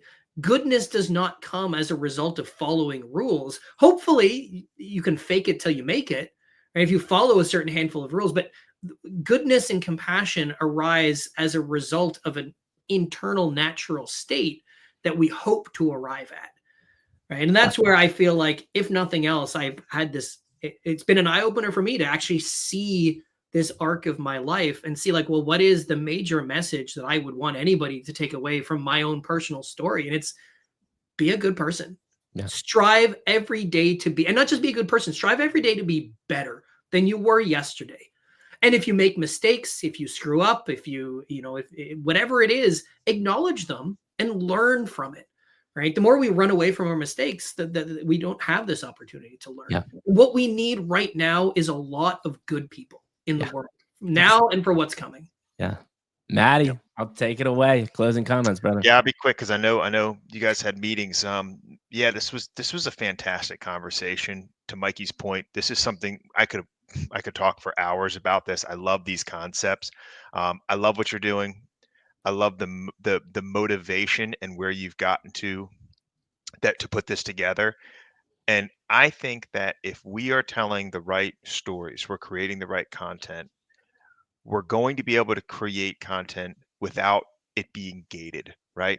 And so, like, these movies like The Matrix and V for Vendetta, that kind of like slipped through the cracks and opened everybody's minds, I think maybe surprise some of the people out there.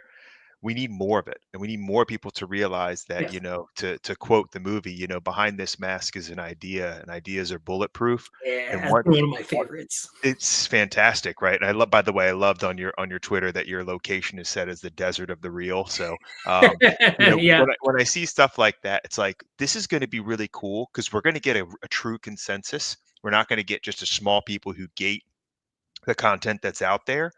And I hope people are ready for what it's really going to mean when we see what it is to be human. And I think people have to be open-minded for what that's going to mean. But this has been great. I want to follow this journey with you, and just let us know how we can help. I definitely will. This has been absolutely amazing. Yeah, man, I'll layer on everything Maddie said, and I just want to reiterate, and we reiterate it through time. It's just amazing to me. And not everybody gets, unfortunately, people go through their whole lives, and there are the people that are on the end of the bar drinking beers, drunk, hating life, because they felt like they were dealt a bad hand and they never had this enlightenment moment. Fortunately, I had it through major depressive order, health crisis, and all of this. And to the way I got there, the way you got there, the way Maddie has gotten there, and just that core of being a good human being. Like, we're talking about really far reach stuff that is eventually, going to be impacting. And we built a message, and you gave a message, and we have hundreds of people watching right now from the crypto community, and this is what they need to hear. They don't need to hear about the next AI agent coming out, building the next meme coin, and you can become a millionaire overnight. Yes, that happens, but a very, very, very small percentage of people actually experience that. And what people need to, and it's so critical, good humans need to push this stuff forward. Yeah. And we need, the three of us need to continue that message and build that army of Project 89 people. Not saying there won't be bad people in Project 89, but we want a majority of it to be good. We're going to do, my goal is to put in place systems and mechanisms that help to support a network of trust of good people. Because I want this thing to be in the hands of good people with good intentions. Yes. And network of trust is a great concept. Shaw has that concept as well, too. Yeah. But those are the narratives that Web3 needs to hear, right? And because, like Maddie said, if you put that stuff forward, the money and all of the other stuff that you think you want actually inherently just comes to you, right? Yeah. And people need to hear that message. And I was talking to a buddy yesterday, getting frustrated. I was actually like, but even me, someone that believes in all of this stuff, I had a moment of frustration last night going, damn it, yet another person that I've been doing this alongside of for the last 3 or 4 years has just made a ton of money. Like, why not me? And I'm like, but why not me? Because that's not what I am about. And I'm firmly convinced the way that we're talking and the way that we're going to continue to conduct ourselves and grow and learn is the right way to do it. So I appreciate you reiterating that message through a really cool, wild ride that was totally different than ours. And like I said in the beginning, and the first time I talked to you when we had the intro call, I was like, this is one of my dudes. We are going to grow a relationship together, and we're going to help each other out. And to reiterate, like Maddie said, I want to be a part of this. I want to help you out with my skill set. So let's grow and learn together. And we will be cutting up tons and tons of content from this podcast to help people understand the true message. And just thank you so much, man. I really appreciate that. And let's do this. Awesome. All right. Well, with that being said, amazing podcast. I knew it was going to be incredible. Thank you for joining the Midlife Crisis. Parzival, Maddie, and Mikey G are out.